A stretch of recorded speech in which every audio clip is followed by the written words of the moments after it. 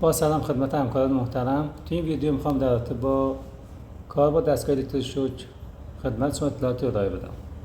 دستگاهی که ما داریم دستگاه زول هست از نوع بایفازی که احتمالاً تو سایر مراکز هم وجود داره.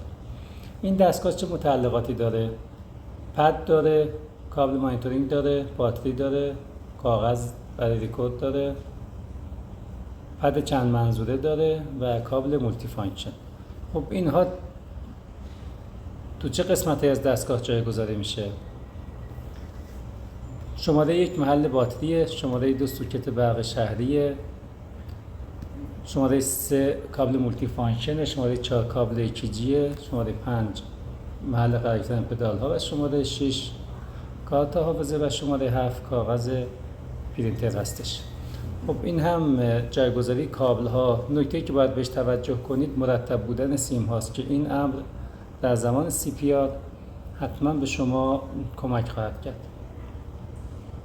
باز اینجا میبینید که کابل ها رو مرتب جمع میکنه و محل کابل ایکیجی رو داره نشون میده. خب این دستگاه دو نوع کابل داره. یه چیزی کابل هایی که 3 الکترود داره و یه چیزی کابل هایی که 5 الکترود داره. کابل های 3 الکتروده لید های 1 2 3 رو مانیتور میکنه و کابل های 5 الکترود بذار 1 و 2 3 AVR, AVL, AVF و یکی از اشتراک های سینی رو هم مانیتور میکنه. خب کابل مولتی فانکشن جاشو میبینید. این کابل ها با پیچ به خود دستگاه وصل میشه برای اینکه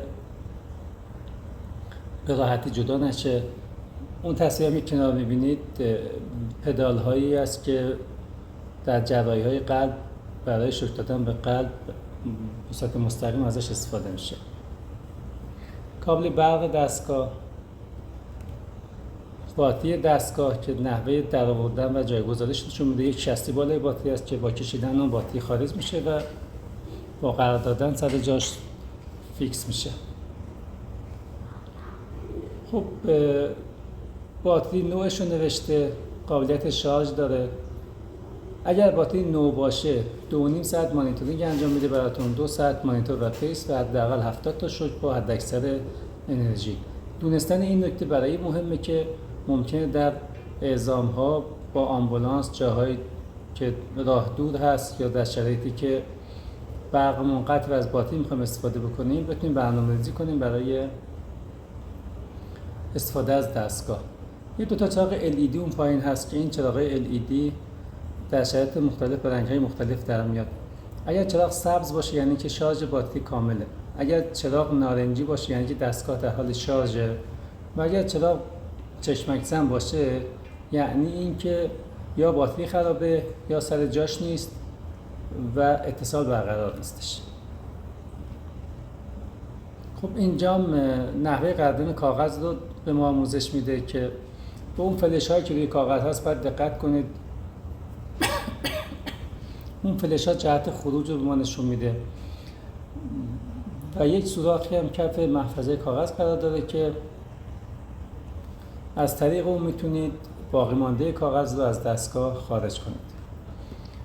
خب این دستگاه به اسم الکتروشوک شناخته میشه ولی علاوه بر این که شوک میده به بیمار و میتونیم ازش به شوک استفاده کنیم، دو تا کار دیگه هم انجام میده. یکی مانیتورینگه که با رنگ خاکستری کلیداش مشخص میشه، یکی پیسینگه که با رنگ سبز مشخص میشه و خود قسمت شوک و الکتروشوکش با رنگ قرمز مشخص شده. خب برای مانیتورینگ ایکیجی یک سری پارامترها رو میتونیم تو این دستگاه تنظیم کنیم. اونها چه پارامترهایی هستش؟ یک ضربان قلب میانگین رو ما نشون میده. میتونیم لید انتخاب بکنیم که چه لید هایی باشه. دامنه یا سایز بزرگنمای نوار رو میتونیم انتخاب بکنیم و همینطور میتونیم آلارم رو دستگاه رو قطع و بس بکنیم. یک کلید ریکورد همون پایین داره که ما با استفاده از اون میتونیم تصویری که روی مانیتور هست روی کاغذ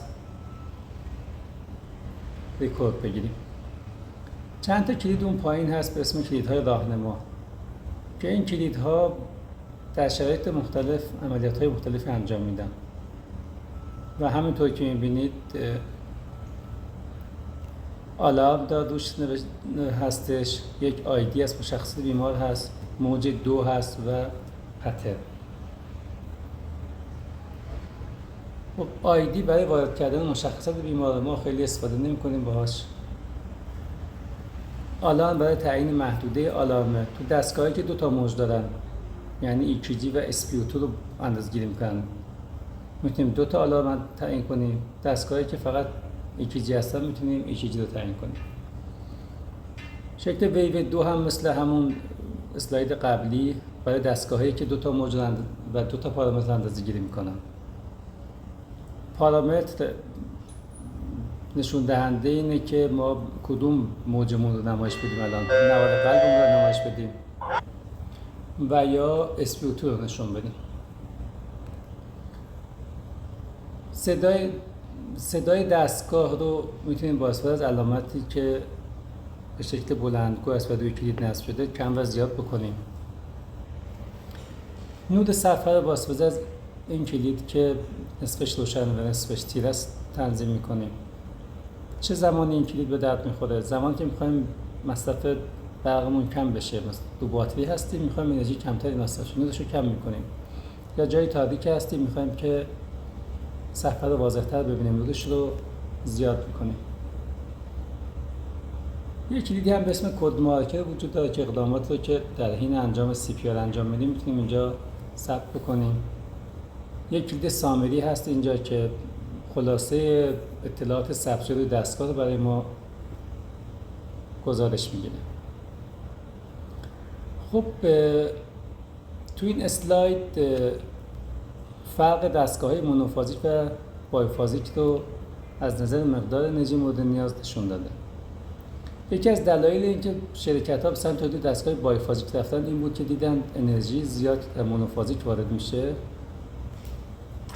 به بیمار آسیب میزنه و شکل تخلیه انرژی که به صورت تک مرحله‌ای هست اون هم کارایی کمتری نسبت به شکل تخلیه انرژی به صورت 2 مرحله‌ای داره. به خاطر این با توجه به مؤثرتر بودن نوع تخلیه انرژی بایفازیک مقدار انرژی رو توی این دستگاه‌ها کاهش دادن، به صورتی که ماکسیموم انرژی بایفازیک 200 که برابری می‌کنه با 360 جول دستگاه مونوفازیک. خب تا اینجا برای بحث امروزمون کافیه. تو مبحث بعدی به قسمت دفیبراتور دستگاه می‌پردازیم. امیدوارم که این ویدیو براتون مفید بوده باشه.